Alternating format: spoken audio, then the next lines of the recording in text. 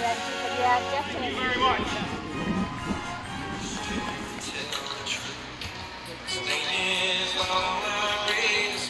Harrisburg and the federal legislators, they all have to know that we're serious about this. We're serious about it. I know you got one on your plate. It's nice meeting you. What did our president do? He didn't end up in Arlington. He went to Chicago. I can meet people and, just campaigning. Yeah, I know it's not in, we're very strong. Okay. And I know we're not. Korea. Going back, if you acknowledge me in all of my ways, your paths will be straight.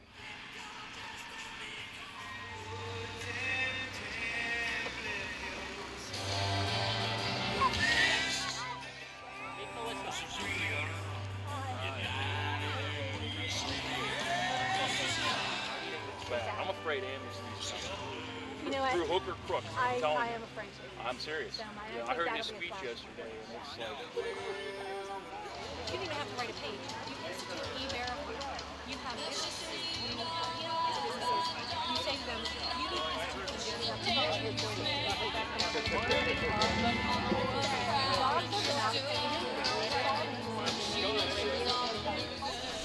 And response is good? Response is very good. Good. Redress of their differences. Oh, please give However, because of the amount of time it took for correspondents to travel from America's sense of life, they're unavailable anywhere else in the world. This man calls himself a commander-in-chief of the armed forces. A commander-in-chief who respects his military does not do that. That is, you're going to take it anymore. You have family members that have served, that you love, you respect, and they are serving now that you love and respect. Your friends, your neighbors, no matter who they are. When they put on that uniform, things change. Again, that we can be here today, that I can stand up here and say a prayer to the Almighty God above, the one who founded this nation. That's the bottom line. And like a tree that's planted by the waters, that my scriptures tell me, I will not be moved. I'm going to stay right here. Here I am. You want me? Come and get me. Give me your best shot.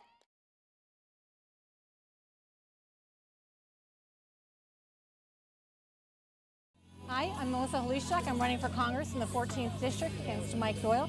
And I'm here with Brigitte Gabriel. She is the founder of Act for America, and she is a specialist in anti-terrorism.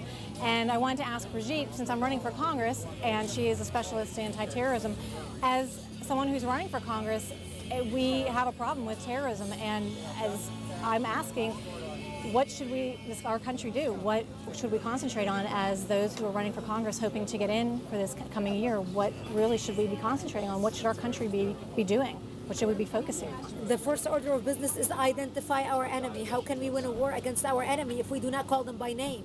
You know, we call it man-made disasters, and it's nothing more than a joke. We are fighting radical Islam that is infiltrating our country. All the terrorist attacks that have been launched against America are launched in the name of Islam. If you look at all the terrorists that, from the Times Square bomber who wanted to blow up America, to Nidal Hassan, who was the Fort Hood shooter, to all the other terrorist attacks in the United States in the last 12 months alone, all were done by Islamic terrorists. So we've got to start naming by enemy by name and devising a strategy in order to win this war. Because if we start with a false assumption as to what we are fighting, all our decisions are going to be based on false basis, and this is why we're going to lose. That's why we need to come up with the right terminology to identify our enemy and devise a strategy accordingly. Okay. And Ms. Gabrielle, you are Lebanese, and you came from a country that obviously was actually taken over by pretty much ignoring a problem. And recently we had an incident with Israel and the flotilla, and the world basically condemned Israel for what was happening, yet we saw videos on YouTube that were telling us quite the opposite. Yet our country itself is taking such a terrible position against a country that has been so supportive of us. What is your take on this? My take is Israel is our only ally in the Middle East. Israel is the only country we can trust in the Middle East. And Israel is America's eyes and ears in the Middle East. And it is the front line of the defense on Western civilization. And that's why we must stand with Israel, because right now America is fighting the exact same enemy Israel has been fighting for over 60 years. The same radicals who are trying to attack Israel and kill the Jews are now attacking us. And that's why we need to stand with Israel. And your country itself kind of had an open borders policy. And we're basically headed down that same direction. For how many years we've ignored the illegal immigration policy. And right now we have actually, our president gave a speech that was saying, condemning Arizona, yet he didn't even read the Arizona bill. What are your thoughts on that? Right. We need to tighten our borders no matter what it takes. That's a top priority because right now terrorists are coming through the border, not only just Mexicans who are coming here for cheap labor. And right now our biggest concern is for a biological bomb or a suitcase bomb to be smuggled through the Mexican border.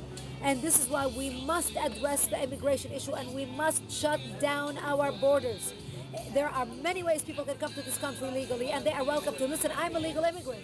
I came here, I did it by the book. I had to study for 3 months, a book this thick, memorize the Constitution, our Bill of Rights, the Declaration of Independence, how we got our independence, and I had to take a test and pass before I could even become an American citizen. I knew more America's history by the time I became an American, more than my American-born husband. Right. That's those who want to come to this country. There's plenty of ways for them to come here legally. To be a part of this great nation, to build in this great nation, and to contribute to this great nation. What's happening right now is we have thugs coming into our country who have no interest in becoming a part of America, nor paying taxes in America, nor contributing to the American economy, but becoming a burden on the American economy. It's unacceptable. It is, and I thank you very much, Ms. Gabrielle. Again, Act for America, Brigitte Gabrielle. Thank you for listening. Thank you. Good luck with your campaign. I appreciate it. Thank you.